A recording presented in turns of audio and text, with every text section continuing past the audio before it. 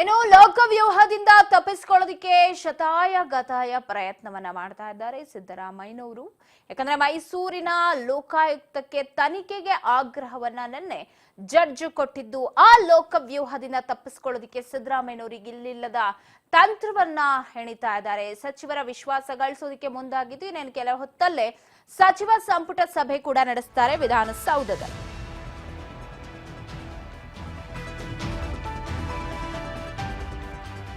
ಮೂಡಾ ಪ್ರಕರಣದ ಕುರಿತು ಸಹೋದ್ಯೋಗಿಗಳಿಗೆ ಸಿಎಂ ಮನವರಿಕೆಯನ್ನ ಮಾಡಲಿದ್ದಾರೆ. ಕೆಲ ಹೊತ್ತಲ್ಲೇ ಸಚಿವ ಸಂಪುಟ ಸಭೆಯನ್ನ ಕೂಡ ಕರೀತಾರೆ ಸಿದ್ದರಾಮಯ್ಯ.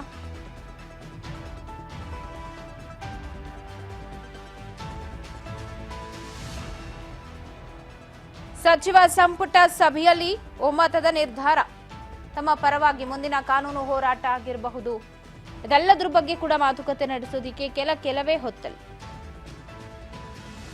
ಸಭೆಯನ್ನ ಕರೀತಾರೆ ಸಿದ್ದರಾಮಯ್ಯನವರು. ಈಗಾಗಲೇ ಕರೆದಿದ್ದಾರೆ ಸಚಿವ ಸಂಪುಟ ಸಭೆಯನ್ನ. ಎಲ್ಲರೂ ಕೂಡ ಇನ್ನೇನು ವಿಧಾನಸೌಧದತ್ತ ಧಾವಿಸ್ತಾರೆ.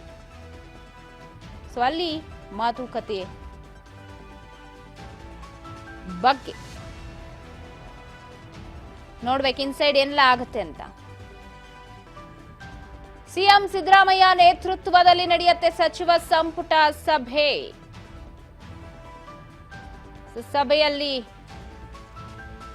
ಸಾಕಷ್ಟು ವಿಚಾರಗಳು ಚರ್ಚೆಯಾಗುತ್ತೆ.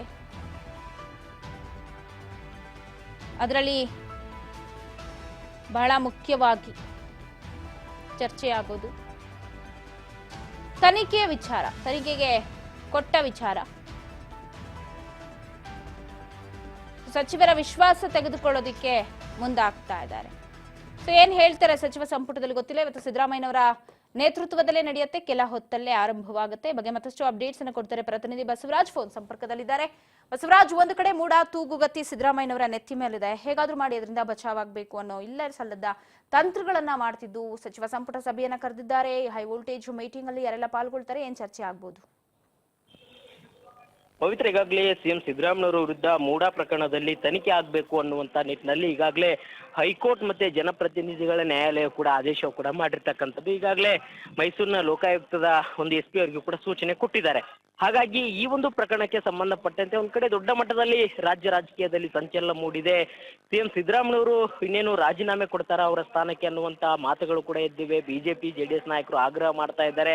ಆದ್ರೆ ಸಿಎಂ ಸಿದ್ದರಾಮಯ್ಯನವರು ನಾವು ಕಾನೂನು ಹೋರಾಟ ಮಾಡ್ತೇವೆ, ಯಾವುದಕ್ಕೂ ಕೂಡ ನಾವು ಒಂದ್ ಕಡೆ ಹಿಂದೇಟ್ ಹಾಕಲ್ಲ, ನಾವು ಕಾನೂನು ರೀತಿಯಲ್ಲಿ ಹೋರಾಟ ಮಾಡ್ತೇವೆ ಅನ್ನುವಂತ ರೀತಿಯಲ್ಲೂ ಕೂಡ ಮಾತನಾಡಿದ್ದಾರೆ. ಹಾಗಾಗಿ ಇದೀಗ ಅವರ ಒಂದು CM ಸ್ಥಾನದ ಒಂದು ಕಂಟಕ ಬಂದಿರತಕ್ಕಂಥದ್ದು, ಅದನ್ನ ತಪ್ಪಿಸ್ಕೊಳ್ಳಿಕ್ಕೆ ಏನ್ ದಾರಿ ಅನ್ನುವಂಥದ್ದನ್ನ ಅವರು ನೋಡ್ತಾ ಇದ್ದಾರೆ. ಒಂದು ಕಡೆ ಹೈಕಮಾಂಡ್ ನಾಯಕರನ್ನ ಕೂಡ ಅವರ ಬೆನ್ನಿಗೆ ನಿಂತಿದ್ದಾರೆ ಅನ್ನುವಂತ ಮಾತುಗಳನ್ನು ಕೂಡ ಹೇಳ್ತಾ ಇದ್ದಾರೆ. ಅದರಂತೆ ರಾಜ್ಯದಲ್ಲಿ ಸಚಿವರು ಮತ್ತು ಶಾಸಕರು ಕೂಡ ನನ್ನ ಬೆನ್ನಿಗೆ ನಿಂತಿದ್ದಾರೆ, ಕಾನೂನು ಹೋರಾಟಕ್ಕೆ ಅವರು ಕೂಡ ಸಹಕಾರ ಮಾಡ್ತಾರೆ ಅನ್ನುವಂಥದ್ದನ್ನು ಕೂಡ ಹೇಳಿದ್ದಾರೆ. ಸೊ ಹಾಗಾಗಿ ಇವತ್ತು ಮಹತ್ವದಾಗಿರ್ತಕ್ಕಂಥ ಸಚಿವ ಸಂಪುಟ ಸಭೆಯನ್ನ ಮಧ್ಯಾಹ್ನ 12:30ಕ್ಕೆ ವಿಧಾನಸೌಧದ ಸಚಿವ ಸಂಪುಟ ಸಭೆಯಲ್ಲಿ ಏನು ಸಭಾಂಗಣದಲ್ಲಿ ಕೂಡ ಕರೆದಿರತಕ್ಕಂಥದ್ದು. 12:30ಕ್ಕೆ ಎಲ್ಲ ಒಂದು ಸಂಪುಟದ ಸಹೋದ್ಯೋಗಿಗಳ ಜೊತೆ ಸಭೆಯನ್ನು ಕೂಡ ಏರ್ಪಾಟ್ ಮಾಡಿದ್ದಾರೆ. ಪ್ರಮುಖವಾಗಿ ಏನು ಈಗಾಗಲೇ ಮೂಡಾ ವಿಚಾರಕ್ಕೆ ಸಂಬಂಧಪಟ್ಟಂತೆ ಏನು ಈಗಾಗಲೇ ತನಿಖೆಗೆ ಆದೇಶವನ್ನು ನ್ಯಾಯಾಲಯ ಮಾಡಿದೆ. ಈ ಒಂದು ವಿಚಾರಕ್ಕೆ ಯಾವ ರೀತಿ ಕಾನೂನು ಹೋರಾಟ ಮಾಡಬೇಕು, ಮತ್ತೆ ರಾಜಕೀಯವಾಗಿರ್ತಕ್ಕಂಥ ಒಂದು ಹೋರಾಟವನ್ನ ಯಾವ ರೀತಿಯಾಗಿ ಮಾಡಬೇಕು, ಯಾಕಂದ್ರೆ ಬಿಜೆಪಿ ಮತ್ತು JDS ನಾಯಕರು ನಮ್ಮ ವಿರುದ್ಧ ಷಡ್ಯಂತ್ರ ಮಾಡಿದ್ದಾರೆ ಅನ್ನುವಂತ ಆರೋಪವನ್ನು ಕೂಡ ಸಿಎಂ ಸಿದ್ದರಾಮಯ್ಯನವರು ಮಾಡಿದ್ದಾರೆ. ಹಾಗಾಗಿ ಸಚಿವರ ಅಭಿಪ್ರಾಯವನ್ನ ತೆಗೆದುಕೊಂಡು ಅವರ ವಿಶ್ವಾಸವನ್ನು ಕೂಡ ತೆಗೆದುಕೊಂಡು ಮುಂದಿನ ಹೋರಾಟದ ರೂಪುರೇಷೆಗಳೇನು ಅನ್ನುವಂಥದ್ದನ್ನು ಕೂಡ ಇವತ್ತು ಸಚಿವ ಸಂಪುಟದಲ್ಲಿ ಒಂದಿಷ್ಟು ಚರ್ಚೆ ಕೂಡ ಮಾಡ್ತಾರೆ. ಮತ್ತೆ ಈಗಾಗಲೇ ಹೈಕಮಾಂಡ್ ನಾಯಕರು ಕೂಡ ಇದರ ಬಗ್ಗೆ ಸಂಬಂಧಪಟ್ಟಂತೆ ಸ್ಪಷ್ಟನೆಯನ್ನು ಕೂಡ ಕೇಳಿದ್ದಾರೆ. ಮತ್ತೆ ಸಚಿವರ ಅಭಿಪ್ರಾಯ ಹೇಗಿದೆ, ಎಲ್ಲ ಸಚಿವರು ಕೂಡ ನಿಮ್ಮ ಪರವಾಗಿದ್ರೆ ನಾವು ಕೂಡ ನಿಮ್ಮ ಪರವಾಗಿರ್ತೇವೆ ಅನ್ನುವಂತ ಮಾತಿನಲ್ಲೂ ಕೂಡ ಹೈಕಮಾಂಡ್ ನಾಯಕರ ನಿಲುವು ಕೂಡ ಇರತಕ್ಕಂಥದ್ದು. ಹಾಗಾಗಿ ಸಚಿವರ ಅಭಿಪ್ರಾಯನ ತೆಗೆದುಕೊಂಡು ಅದಾದ ಬಳಿಕ ಹೈಕಮಾಂಡ್ ನಾಯಕರಿಗೆ ಈ ಒಂದು ಸಚಿವರ ಅಭಿಪ್ರಾಯ ಏನಿದೆ ಅನ್ನುವಂಥದ್ದನ್ನ ಸಂದೇಶವನ್ನ ಸಿಎಂ ಸಿದ್ದರಾಮಯ್ಯ ರವಾನೆ ಮಾಡ್ತಾರೆ. ಆ ಬಳಿಕ ಹೈಕಮಾಂಡ್ ನಾಯಕರು ಸಿಎಂ ಸಿದ್ದರಾಮಯ್ಯನವರು CM ಸ್ಥಾನದಲ್ಲಿ ಮುಂದುವರಿಬೇಕಾ, ಕಾನೂನು ರೀತಿಯಲ್ಲಿ ಹೋರಾಟ ನಡೆಸಬೇಕಾ, ಯಾವ ರೀತಿಯಾಗಿ, ಅಥವಾ ರಾಜೀನಾಮೆ ಕೊಟ್ಟೆ ಕಾನೂನು ಹೋರಾಟ ನಡೆಸಬೇಕಾ, ಯಾವ ರೀತಿಯಾಗಿ ಮುಂದಿನ ಒಂದು ರೂಪರೇಷೆ ಆಗ್ಬೇಕು ಅನ್ನುವಂತ ನಿಟ್ಟಿನಲ್ಲಿ ಹೈಕಮಾಂಡ್ ನಾಯಕರು ತೀರ್ಮಾನ ಮಾಡ್ತಾರೆ. ಹಾಗಾಗಿ ಇವತ್ತಿನ ಸಚಿವ ಸಂಪುಟದಲ್ಲಿ ಪ್ರಮುಖವಾಗಿ ಒಂದು ಕಾನೂನು ಮುಖಾಂತರ, ಅಂದ್ರೆ ಈಗ ಸಿಂಗಲ್ ಬೆಂಚ್ನಲ್ಲಿ ಒಂದ್ ಕಡೆ ಇವರ ವಿರುದ್ಧವಾಗಿ ತೀರ್ಪು ಬಂದಿದೆ, ಅದನ್ನ ಪ್ರಶ್ನಿಸಿ ಡಬಲ್ ಬೆಂಚ್ಗೆ ಹೋಗುವಂತ ಪ್ರಯತ್ನ ಮಾಡ್ಬೇಕಾ, ಅಥವಾ ಸುಪ್ರೀಂ ಕೋರ್ಟ್ಗೆ ಹೋಗುವಂತ ಪ್ರಯತ್ನ ಮಾಡ್ಬೇಕಾ ಅನ್ನುವಂಥದ್ದು ಕಾನೂನು ಹೋರಾಟ ಸಂಬಂಧಪಟ್ಟಂತೆ ಸಂಪುಟದ ಹಿರಿಯ ಸಹೋದ್ಯೋಗಿಗಳ ಜೊತೆ ಕೂಡ ಮತ್ತೆ ಎಲ್ಲರ ಜೊತೆ ಕೂಡ ಚರ್ಚೆ ನಡೆಸಿ ಅವರ ಅಭಿಪ್ರಾಯ ಕೂಡ ತೆಗೆದುಕೊಂಡು ಕಾನೂನು ಹೋರಾಟವನ್ನ ಮಾಡುವಂತ ನಿಟ್ಟಿಗೆ ಸಿಎಂ ಸಿದ್ದರಾಮಯ್ಯ ಮುಂದಾಗ್ತಾರೆ. ಇನ್ನೊಂದು ಕಡೆ ಒಂದು ರಾಜಕೀಯವಾಗಿರ್ತಕ್ಕಂತ ಈ ಒಂದು ಷಡ್ಯಂತ್ರ ಅನ್ನುವಂಥದ್ದನ್ನ ಇವು ಸಿಎಂ ಸಿದ್ದರಾಮಯ್ಯ ಹೇಳ್ತಿದ್ದಾರೆ. ಹಾಗಾಗಿ ಅದನ್ನ ಹೋರಾಟ ಯಾವ ರೀತಿಯಾಗಿ ಮಾಡಬೇಕು, ಇಡೀ ರಾಜ್ಯಾದ್ಯಂತ ಕೂಡ ಒಂದ್ ಕಡೆ ಈಗಾಗಲೇ ಸಿಎಂ ಸಿದ್ದರಾಮಯ್ಯ ತಪ್ಪು ಮಾಡಿದ್ದಾರೆ ಅನ್ನುವಂಥದ್ದನ್ನ ಬಿಜೆಪಿ ಮತ್ತು ಜೆಡಿಎಸ್ ನಾಯಕರು ಪ್ರತಿಭಟನೆ ಮುಖಾಂತರ ಸಾರ್ತಾ ಇದ್ದಾವೆ. ಹಾಗಾಗಿ ಅದಕ್ಕೆ ಫುಲ್ ಸ್ಟಾಪ್ ಕೊಡಬೇಕು, ಸಿಎಂ ಸಿದ್ದರಾಮಯ್ಯ ಯಾವುದೇ ರೀತಿ ತಪ್ಪಿಲ್ಲ, ಇದು ರಾಜಕೀಯವಾಗಿರ್ತಕ್ಕಂಥ ಷಡ್ಯಂತ್ರ ಅನ್ನುವಂಥದ್ದನ್ನ ತಿಳಿಪಡಿಸಬೇಕು. ಹಾಗಾಗಿ ಇಡೀ ರಾಜ್ಯಾದ್ಯಂತ ಕೂಡ ಹೋರಾಟದ ರೂಪರೇಷೆ ಮಾಡಬೇಕು ಅನ್ನುವಂತ ನಿಟ್ಟಿನಲ್ಲಿ ಕೂಡ ಆ ವಿಚಾರ ಕೂಡ ಇವತ್ತಿನ ಸಚಿವ ಸಂಪುಟದಲ್ಲಿ ಚರ್ಚೆ ಆಗುತ್ತೆ. ಪವಿತ್ರ. ಬಸವರಾಜ್, ನೋಡಿ, ಸಿದ್ದರಾಮಯ್ಯನವರು ನಾನು ಏನೂ ತಪ್ಪು ಮಾಡಿಲ್ಲ, ನಾನು ಯಾವುದಕ್ಕೂ ಹೆದರಲ್ಲ, ನಾನು ಹೆಜ್ಜೆ ಹಿಂದೆ ಇಡಲ್ಲ, ವಿಪಕ್ಷಗಳು ಏನೇ ಮಾಡಿದ್ರು ಕೂಡ ನಾನು ಇದ್ರಲ್ಲಿ ಗೆದ್ದು ಬರ್ತೀನಿ ಅನ್ನೋದಿದೆ ಒಂದು. ಇನ್ನೊಂದು ಕಡೆಯಲ್ಲಿ ಸಾಕಷ್ಟು ಸೆಕ್ಷನ್ಗಳನ್ನ ಹಾಕಿ ಕ್ರಿಮಿನಲ್ ಕೇಸ್ನೆಲ್ಲ ಹಾಕಿ FIR ಅನ್ನ ಹಾಕಬೇಕು ಅನ್ನೋ ಚಿಂತನೆ ನಡೀತಿದೆ. ಇವತ್ತೇ ಸಿದ್ದರಾಮಯ್ಯನವರ ವಿರುದ್ಧ ಒಂದು FIR ಕೂಡ ದಾಖಲಾಗುತ್ತೆ ಅಂತ ಬಗ್ಗೆ ಹೇಳೋದಾದ್ರೆ. ಪವಿತ್ರ, ಖಂಡಿತವಾಗ್ಲೂ ಕೂಡ ಸಿಎಂ ಸಿದ್ದರಾಮಯ್ಯನವರು ಒಂದು ನ್ಯಾಯಾಲಯದ ತೀರ್ಪು ಬಂದಾಗ್ಲೂ ಕೂಡ ನಾವು ಯಾವುದೇ ರೀತಿ ತಪ್ಪು ಮಾಡಿಲ್ಲ, ಒಂದ್ ಕಡೆ ರಾಜ್ಯಪಾಲರು ಪ್ರಾಸಿಕ್ಯೂಷನ್ ಅನುಮತಿ ಕೊಟ್ಟಿರ್ತಕ್ಕಂಥದ್ದನ್ನ ನ್ಯಾಯಾಲಯ ಪರಿಗಣನೆ ತೆಗೆದುಕೊಂಡಿಲ್ಲ, ಆದ್ರೆ ತನಿಖೆಗೆ ಮಾತ್ರ ಆದೇಶ ಮಾಡಿದೆ ಅನ್ನುವಂಥದ್ದು. ಹಾಗಾಗಿ ನಮಗೆ ಸ್ವಲ್ಪ ಮಟ್ಟಿಗೆ ಇದರಲ್ಲಿ ಜಯ ಅನ್ಬಹುದು ಅನ್ನುವಂತ ರೀತಿಯಲ್ಲಿ ಕೂಡ ಸಿಎಂ ಸಿದ್ದರಾಮಯ್ಯನವರು ಮಾತನಾಡಿದ್ರು. ಹಾಗಾಗಿ ಆದ್ರೆ ಒಂದ್ ಕಡೆ ಈಗ ನ್ಯಾಯಾಲಯದಲ್ಲಿ ತೀರ್ಪಿನಲ್ಲಿ ಸ್ಪಷ್ಟವಾಗಿ ಒಂದಿಷ್ಟು ಸೆಕ್ಷನ್ಗಳನ್ನ ಉಲ್ಲೇಖ ಮಾಡಿದ್ದಾರೆ. CRPC ಸೆಕ್ಷನ್ ಅಡಿಯಲ್ಲಿ ಕೂಡ ಪ್ರಕರಣವನ್ನ ದಾಖಲಿಸ್ಕೋಬೇಕು ಅನ್ನುವಂಥದ್ದು. ಯಾಕಂತಂದ್ರೆ ಇದರಲ್ಲಿ ಒಂದ್ ಕಡೆ ಸಿಎಂ ಸಿದ್ದರಾಮಯ್ಯನವರ ಇದರ ಲಾಭವನ್ನ ಬೇರೆದವರು ತೆಗೆದುಕೊಂಡ್ರು, ಅವರ ಹೆಂಡತಿಗೆ ಕೊಟ್ಟರು ಸಹಿತ ಇದರಲ್ಲಿ ಸಿಎಂ ಸಿದ್ದರಾಮಯ್ಯನವರಿಗೆ ಲಾಭ ಆಗಿರ್ತಕ್ಕಂಥದ್ದು, ಭೂಮಿಯನ್ನ ತೆಗೆದುಕೊಂಡಿರ್ತಕ್ಕಂಥದ್ದು. ಹಾಗಾಗಿ ಇದು ತನಿಖೆ ಆಗ್ಲೇಬೇಕು ಅನ್ನುವಂಥದ್ದನ್ನ ಹೈಕೋರ್ಟ್ ಒಂದು ತೀರ್ಪಿನಲ್ಲಿ ಕೂಡ ಉಲ್ಲೇಖ ಮಾಡಿದೆ. ಆದ್ರೆ ಅದಾಗೂ ಕೂಡ ಸಿಎಂ ಸಿದ್ದರಾಮಯ್ಯನವರು ಇದರಲ್ಲಿ ಯಾವುದೇ ರೀತಿ ಅಂತ ಅಂದ್ರೆ ಖಾಸಗಿ ದೂರದಾರರು ಏನಿದ್ದಾರೆ ಮತ್ತೆ ರಾಜ್ಯಪಾಲರು ಕೂಡ ಪ್ರಾಸಿಕ್ಯೂಷನ್ ಅನುಮತಿ ಕೊಟ್ಟಿರ್ತಕ್ಕಂಥದ್ದನ್ನು ಕೂಡ ಪರಿಗಣನೆ ತೆಗೆದುಕೊಂಡಿಲ್ಲ. ಮತ್ತೆ ದೂರದಾರರು ಕೂಡ ಈ ಒಂದು ಕ್ರಿಮಿನಲ್ ಮೊಕದ್ದಮೆ ಆಗ್ಬೇಕು ಅನ್ನುವಂಥದ್ದನ್ನು ಕೂಡ ಹೇಳಿದ್ರು, ಆದ್ರೆ ಅದನ್ನು ಕೂಡ ಪರಿಗಣನೆ ತೆಗೆದುಕೊಂಡಿಲ್ಲ. ಆದ್ರೆ CRPC ಸೆಕ್ಷನ್ ಪ್ರಕಾರ ಇದನ್ನ ತನಿಖೆ ನಡೆಸಬೇಕು ಅನ್ನುವಂಥದ್ದನ್ನು ಕೂಡ ನ್ಯಾಯಾಲಯ ಉಲ್ಲೇಖ ಮಾಡಿದೆ. ಹಾಗಾಗಿ ನಾವು ಕಾನೂನು ರೀತಿಯಲ್ಲಿ ಹೋರಾಟ ಮಾಡ್ತೇವೆ ಅನ್ನುವಂಥದ್ದನ್ನು ಕೂಡ ಹೇಳಿದ್ದಾರೆ. ಆದ್ರೆ ಇವತ್ತು ಒಂದು ಏನು ಮೈಸೂರಿನ ಒಂದು ಲೋಕಾಯುಕ್ತದಲ್ಲಿ ಇವತ್ತು ಸಿಎಂ ಸಿದ್ದರಾಮಯ್ಯ ವಿರುದ್ಧ FIR ದಾಖಲಿಸಿಕೊಂಡು ತನಿಖೆಯನ್ನ ಶುರು ಮಾಡಲಿದ್ದಾರೆ. ಮತ್ತೆ ಪ್ರಮುಖವಾಗಿ ಈಗಾಗಲೇ ಮೈಸೂರಿನ ಒಂದು ಲೋಕಾಯುಕ್ತದಲ್ಲಿ ಈಗಾಗಲೇ ಈ ಒಂದು ಮೂಡ ವಿಚಾರಕ್ಕೆ ಸಂಬಂಧಪಟ್ಟಂತೆ ಯಾರೆಲ್ಲ ಇದ್ದಾರೆ, ಅಗತ್ಯ ಬಿದ್ದರೆ ಸಿಎಂ ಸಿದ್ದರಾಮಯ್ಯವ್ರನ್ನು ಕೂಡ ಕರೆಸಿ ವಿಚಾರಣೆ ನಡೆಸ್ತಾರೆ. ಸಾಕಷ್ಟು ಎಲ್ಲ ಯಾವ ಅಧಿಕಾರಿಗಳಾಗಿರ್ಬೋದು ಮತ್ತೆ ಅವರ ಸಿಎಂ ಸಿದ್ದರಾಮಯ್ಯವ್ರ ಕುಟುಂಬ ಆಗಿರ್ಬೋದು ಮತ್ತೆ ಸಿಎಂ ಸಿದ್ದರಾಮಯ್ಯವರ ಒಂದು ಬಾಮೈದನಿಗೆ ಭೂಮಿಯನ್ನು ಯಾರು ಕೊಟ್ಟರು ಅವ್ರನ್ನು ಕೂಡ ವಿಚಾರಣೆ ನಡೆಸುವಂತ ಎಲ್ಲ ಸಾಧ್ಯತೆ ಕೂಡ ಇರುವಂತದ್ದು. ಪವಿತ್ರ. ಬಸವರಾಜ್, ಈಗ ಸಚಿವ ಸಂಪುಟ ಸಭೆಗೂ ಮುನ್ನ ಕಾನೂನು ತಜ್ಞರ ಜೊತೆಗೂ ಕೂಡ ಸಭೆ ಮಾಡ್ತಾರೆ, ಕಾನೂನು ಸಚಿವರುಗಳ ಜೊತೆಗೂ ಕೂಡ ಸಭೆಯನ್ನ ಮಾಡ್ತಾರೆ ಅಂತ. ಅಂದ್ರೆ ಕಾನೂನು ಮುಖಾಂತರ ಹೋದ್ರೆ ಅಥವಾ ಸುಪ್ರೀಂ ಕೋರ್ಟ್ ಹೋದ್ರೆ ಅಲ್ಲಿ ಜಯ ಸಿಗಬಹುದಾ ಸಿದ್ದರಾಮಯ್ಯನವ್ರಿಗೆ? ಇನ್ ಕೇಸ್ ಈಗ ಹೈಕೋರ್ಟ್ ಕೊಟ್ಟಂತ ತೀರ್ಪನ್ನ ಜನಪ್ರತಿನಿಧಿಗಳ ಕೋರ್ಟ್ ಎತ್ತಿ ಹಿಡಿತು, ಅದೇ ಆದೇಶವನ್ನ ಸುಪ್ರೀಂ ಕೋರ್ಟ್ ಅಲ್ಲೂ ಕೂಡ ಎತ್ತಿ ಹಿಡಿಯುತ್ತೆ. ಯಾಕಂದ್ರೆ ಇವ್ರು ಹೇಳೋದು ಕೆಲವೊಂದಿಷ್ಟು ರಾಜ್ಯಗಳಲ್ಲಿ ಈಗಾಗಲೇ ಸುಪ್ರೀಂ ಕೋರ್ಟ್ ಹೈಕೋರ್ಟ್ ಹೇಳಿದನ್ನ ರಿಜೆಕ್ಟ್ ಮಾಡಿದೆ, ಅಲ್ಲಿ ಗೆಲುವಾಗಿದೆ. ಸೊ ಹಂಗಾಗಿ ನಾವು ಕೂಡ ಸುಪ್ರೀಂ ಕೋರ್ಟಿಗೆ ಹೋದ್ರೆ ಗೆಲ್ಲಬಹುದು ಅನ್ನೋದಿದೆ. ಇವತ್ತು ಅದನ್ನ ಕಾನೂನು ತಂಡದ ಜೊತೆಗೆ ಚರ್ಚೆ ಮಾಡ್ತಾರಾ? ಇನ್ ಕೇಸ್ ಹೋದ್ರೆ ಅಲ್ಲಾದ್ರೂ ಅವ್ರಿಗೆ ಜಯ ಸಿಗತ್ತಾ, ತಡೆ ಬೀಳತ್ತಾ ಇದೆಲ್ಲವಕ್ಕೂ ಕೂಡ ಅಂತ?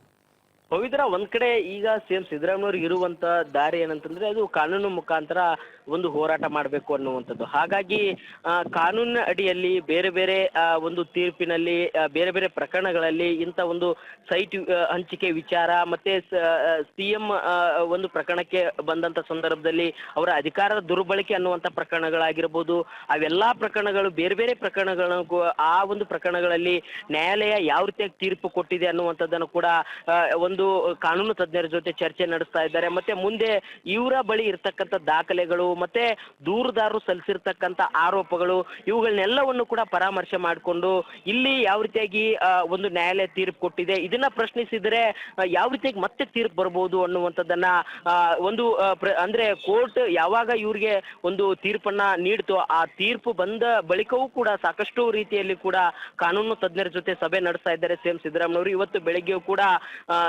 ಏನು CM ಕಾನೂನು ಸಲಹೆಗಾರಾಗಿರ್ತಕ್ಕಂಥ ಪೊನ್ನಣ್ಣ ಅವರ ನೇತೃತ್ವದಲ್ಲಿ ಹಲವಾರು ಕಾನೂನು ತಜ್ಞರ ಜೊತೆ ಕೂಡ ಕೂಡ ಅವರ CM ಸಿದ್ದರಾಮಯ್ಯನವರ ಸರ್ಕಾರಿ ನಿವಾಸ ಕಾವೇರಿಯಲ್ಲೂ ಕೂಡ ಸಭೆ ಕೂಡ ನಡೆಸಿದ್ದಾರೆ.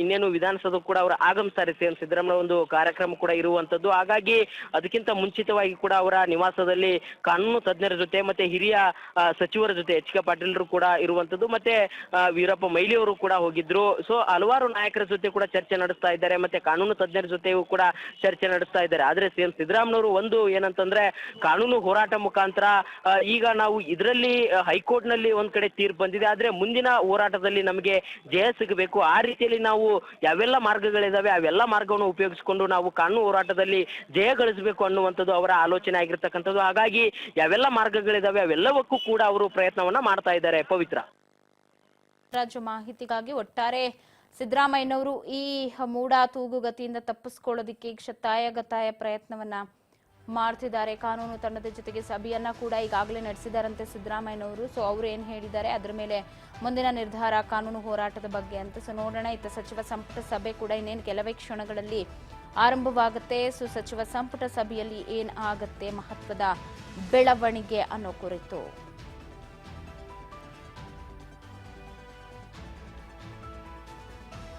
ಒಂದು ಕಡೆ ಸಚಿವ ಸಂಪುಟ ಸಭೆಯನ್ನ ಕರೆದಿದ್ದಾರೆ, ಇನ್ನೊಂದು ಕಡೆ ಒಂದಷ್ಟು ಜನ ಅವರ ಪರ ಬ್ಯಾಟ್ ಬೇಯಿಸಿದ್ದು. ಜಿ ಪರಮೇಶ್ವರ್ ಅವರು ಕೂಡ ಮಾತನಾಡಿದ್ದಾರೆ. ಏನ್ ಹೇಳಿದ್ರು ಕೇಳೋಣ. ಏನ್ ಅವಕಾಶಗಳಿದೆ ಗೊತ್ತಿಲ್ಲ, ಏನು ಲೀಗಲ್ ಟೀಮ್ನವರು ಏನು ಅಡ್ವೈಸ್ ಮಾಡ್ತಾರೆ ನೋಡೋಣ, ಅದ್ರ ಮೇಲೆ ತೀರ್ಮಾನ ಆಗುತ್ತೆ. ಲೀಗಲಿ ಎಕ್ಸಾಮಿನ್ ಮಾಡ್ಬೇಕಾಗ್ತದೆ. ನಿನ್ನೆ ಕೂಡ MP MLA ಕೋರ್ಟ್ ಅಲ್ಲಿ ಅವರು CRPC ಕೋರ್ಟ್ ಮಾಡಿದ್ರು 156 ಅದು ಈಗ ರಿಡಂಡೆಂಟ್ ಅದು ಎಫೆಕ್ಟ್ ಮಾಡೋದು. ಏನು BNSS ಈಗಾಗಲೇ ಎಫೆಕ್ಟಿವ್ ಕೊಟ್ಟಿದ್ದಾರೆ 1724 ಅಂತಾನೆ ಅದು ಎಫೆಕ್ಟಿವ್ ಬಂದಿದೆ. ಅದರ ಅಡಿಯಲ್ಲಿ ಕೊಡಬೇಕಾಗಿತ್ತು. ಅದು ಕೂಡ ಈಗ ಚರ್ಚೆ ಆಗ್ತಾ ಇದೆ. ಅದನ್ನ ನೋಡೋಣ, ಲೀಗಲ್ ಟೀಮು ಯಾವ ರೀತಿ ನಮ್ಗೆ ಅಡ್ವೈಸ್ ಮಾಡ್ತಾರೆ ಅದ್ರ ಮೇಲೆ ಚರ್ಚೆ ಮಾಡಿ ತೀರ್ಮಾನ ಮಾಡ್ಬೇಕಂತ ಸುಪ್ರೀಂ ಕೋರ್ಟ್ ಗೊತ್ತಿಲ್ಲ. ಏನು ಸ್ಟೇಜಸ್ ಇದೆಯಲ್ಲ, ಇದಾದ್ಮೇಲೆ ಡಿವಿಷನ್ ಬೆಂಚ್ ಹೋಗ್ಬೋದು, ಅದು ಆದ್ಮೇಲೆ ದೆನ್ ಸುಪ್ರೀಂ ಕೋರ್ಟಿಗೆ ಹೋಗ್ಬೋದು. ಇದರ ಆಪ್ಷನ್ಸ್ ಗಳಿದಾವೆ, ಅದನ್ನೆಲ್ಲ ಎಕ್ಸಾಮಿನ್ ಮಾಡಿ ಅಂತಿಮವಾಗಿ ಒಂದು ತೀರ್ಮಾನವನ್ನ ತಗೊಳ್ತೀವಿ. ಇವತ್ತು FIR ಏನಾದ್ರು ದಾಖಲಾದ್ರಿ ಸರ್, ಮತ್ತೆ ಹೋರಾಟಗಳು ಶುರು ಆಗ್ತವೆ. ಇವತ್ತಾಗಲೇ ಬಿಜೆಪಿ ಗಾಂಧಿ ಪ್ರತಿಭಟನೆ ರಾಜೀನಾಮೆಗೆ ಸ್ವಾಭಾವಿಕವಾಗಿ ಅವರು ವಿರೋಧ ಪಕ್ಷವಾಗಿ ಮಾಡೋದನ್ನ ಮಾಡ್ತಾರೆ. ನಾವು ಕಾನೂನಾತ್ಮಕವಾಗಿ ನಾವೇನ್ ಮಾಡ್ಬೇಕು ಅದನ್ನ ನಾವು ಮಾಡ್ತೀವಿ. ಈಗ ಕಾನೂನು ಹೆಚ್ಚ ಅಥವಾ ಅವರ ಅಭಿಪ್ರಾಯಗಳು ಹೆಚ್ಚ? ಭಾರತೀಯ ಜನತಾ ಪಾರ್ಟಿಯ ಅಭಿಪ್ರಾಯಗಳು ಹೆಚ್ಚಾಗೋದಿಲ್ಲ. ಕಾನೂನು ಈ ದೇಶದಲ್ಲಿ ಕಾನೂನು ಹೆಚ್ಚಾಗ್ತದೆ ವಿನಃ ನಮ್ಮ ಅಭಿಪ್ರಾಯಗಳು ಹೆಚ್ಚಾಗುತ್ತೆ. ಈಗ ಮುಖ್ಯಮಂತ್ರಿಗಳಾಗಿ ಅಧಿಕಾರದಲ್ಲಿದ್ದಾಗ ಲೋಕಾಯುಕ್ತ ಎಷ್ಟು ಮಟ್ಟಿಗೆ ಪ್ರಾಮಾಣಿಕ ತನಿಖೆ ಆಗುತ್ತೆ ಅಂತ ಅದನ್ನ ನೋಡೋಣ. ಯಾವ ರೀತಿ ನಾವು ಕೂಡ ಎಕ್ಸಾಮಿನ್ ಮಾಡ್ಬೇಕು. ಹೀಗಾಗಿ ಏನಂದ್ರೆ ಕೊಡಿ ಅಂತ ಹೇಳ್ತಾರೆ ಅವ್ರು ಹೇಳೋದನ್ನ ಬಿಡಿ. ಅಂದ್ರೆ ಕಾನೂನು ಇಲ್ವಾ ಈ ದೇಶದಲ್ಲಿ? ಕಾನೂನು, ನಾನು ಅದೇನೇ ಹೇಳಿದ್ದು, ಕಾನೂನು ಹೆಚ್ಚ ಅಥವಾ ನಮ್ಮ ಅಭಿಪ್ರಾಯಗಳು ಹೆಚ್ಚ? ಭಾರತೀಯ ಜನತಾ ಪಾರ್ಟಿಯವರು ಸ್ವಾಭಾವಿಕವಾಗಿ ಮುಖ್ಯಮಂತ್ರಿಗಳನ್ನ ಇಳಿಸ್ಬೇಕು ಅಂತ ಹೇಳಿ ಇಲ್ಲ ಸಲ್ಲದ ಆಪಾದನೆಗಳು ಮಾಡಿ ಇದನ್ನೆಲ್ಲ ಮಾಡಿದ್ದಾರೆ. ಆದ್ರೆ ಕಾನೂನು ಇದೆಯಲ್ಲ, ಕಾನೂನಿನ ಮುಂದೆ ನಾವು ಕಾನೂನಿಗೋಸ್ಕರನೇ ನಾವು ಹೋರಾಟ ಮಾಡ್ತಾರೆ. ಈಗ ಮೂಡಾದಲ್ಲಿ ಹಗರಣನೇ ಇಲ್ಲ ಅಂತ ತಾವು ಹೇಳ್ತಾ ಇದ್ರಿ, ಬಟ್ ಇದನ್ನ ಕೋರ್ಟ್ ಅಲ್ಲಿ ಕನ್ವಿನ್ಸ್ ಮಾಡಕ್ ಯಾಕೆ ಸಾಧ್ಯ ಆಗ್ಲಿಲ್ಲ? ನ್ಯಾಯಾಧೀಶರಿಗೆ ಕನ್ವಿನ್ಸ್ ಮಾಡ್ಲಿಕ್ಕೆ ಯಾಕೆ ಸಾಧ್ಯ ಆಗಿಲ್ಲ? ನಾನು ಈಗ ನೆನ್ನೆನೂ ಹೇಳ್ದೇನೆ, ನಾನು ಈ ಜಡ್ಜ್ಮೆಂಟ್ ಬಗ್ಗೆ ನಾನು ಕಮೆಂಟ್ ಮಾಡೋದಿಲ್ಲ.